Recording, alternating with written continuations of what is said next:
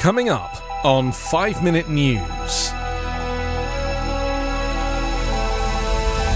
Trump attempted to witness tamper, says January 6 committee.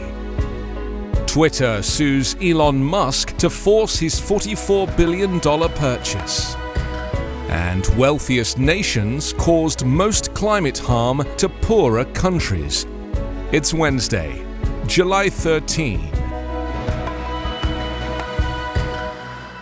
I'm Anthony Davis. Abruptly raising the question of witness tampering, the January 6 committee revealed on Tuesday that Donald Trump had attempted to contact a person who was talking to the panel about its investigation of the former president and the 2021 attack on the U.S. Capitol. The person Trump tried to contact declined to answer or respond to his call, Cheney said. Instead, the person alerted their lawyer, who contacted the committee. The disclosure by Cheney was not the first time the panel has raised concerns about witnesses being contacted by Trump's team in ways that could reflect or at least create the appearance of inappropriate influence. It divulged examples last week of other times witnesses have received outreach from Trump allies, some suggesting he was aware they were talking to the committee ahead of testimony before the panel. The hearing on Tuesday was the seventh for the January 6 committee. Over the past month, the panel has created a narrative of a defeated Trump detached from reality, clinging to false claims of voter fraud, and working feverishly to reverse his election defeat. It all culminated with the attack on the Capitol, the committee said.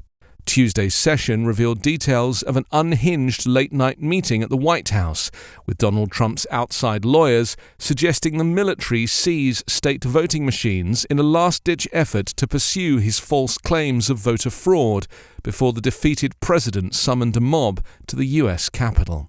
The panel featured new video testimony from Pat Cipollone, Trump's former White House counsel, recalling the explosive meeting at the White House when Trump's outside legal team brought a draft executive order to seize states' voting machines. A terrible idea, he said. Cipollone and other White House officials scrambled to intervene in the late-night meeting Trump was having with attorneys Sidney Powell and Rudy Giuliani, retired National Security aide Michael Flynn, and the head of the online retail company Overstock. It erupted in shouting and screaming, another aide testified. Where is the evidence, Cipollone demanded, of the false claims of voter fraud? But Trump was intrigued and essentially told his White House lawyers that at least Powell and outside allies were trying to do something. Twitter sued Elon Musk on Tuesday for violating the $44 billion deal to buy the social media platform and asked a Delaware court to order the world's richest person to complete the merger at the agreed $54.20 per Twitter share, according to a court filing.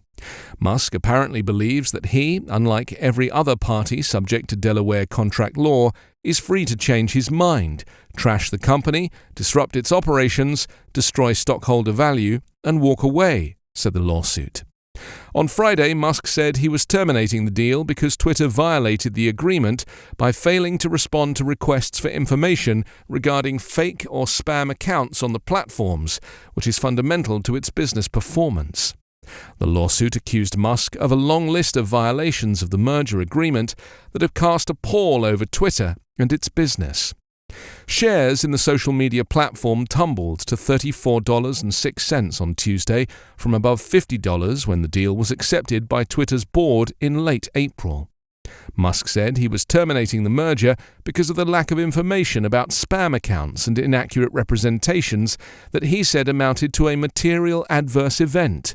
He also said executive departures amounted to a failure to conduct business in the ordinary course, as Twitter was obligated to do.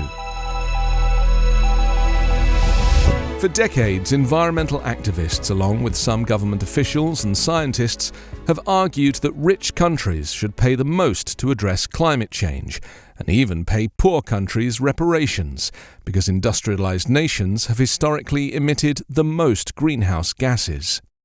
A new study by two Dartmouth scientists aims to calculate just how much economic impact larger emitters have caused other nations. Published on Tuesday in the journal Climatic Change, the study says the figures could be used in courtrooms and in international climate negotiations about payments from rich nations that burn more coal, oil and gas to poor countries damaged by emissions. For example, the data shows that the top carbon emitter over time, the United States, has caused more than $1.9 trillion in climate damage to other countries from 1990 to 2014, including $310 billion in damage to Brazil, $257 billion in damage to India, $124 billion to Indonesia, $104 billion to Venezuela, and $74 billion to Nigeria.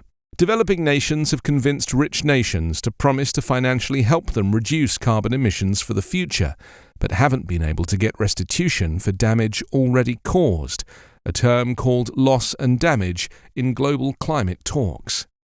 In those negotiations, the biggest carbon emitters, like the United States and China, have had a veil of deniability that their actions cause specific damages, said study lead author Christopher Callahan, a climate impacts researcher at Dartmouth. This, he said, lifts that veil.